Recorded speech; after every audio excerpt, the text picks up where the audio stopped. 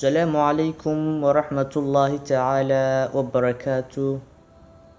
maanta waxaan rabaa inaan idinla wadaago xadiith xabiibkeena Muxamed sallallahu alayhi wasallam laga soo wariyay.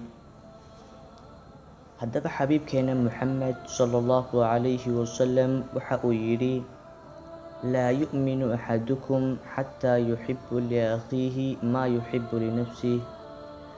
axadkiina ma rumeynin oo iimaan dhab ah lagama helin ilaa uu walaalkiis la jeclaado waxa uu jecel yahay.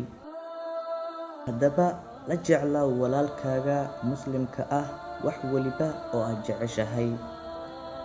haddii wax waliba oo aad jeceshahay aad la jeclaato walaalkaaga muslimka ah, waxa aad leedahay iimaan dhab ah. xadiidkaas waxaa laga soo wariyay nebiga sallallahu alayhi wasallam.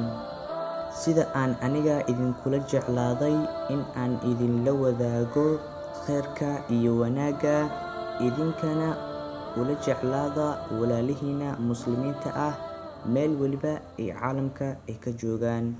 wassalaamu calaykum waraxmatullaahi tacaala wabarakaatuh.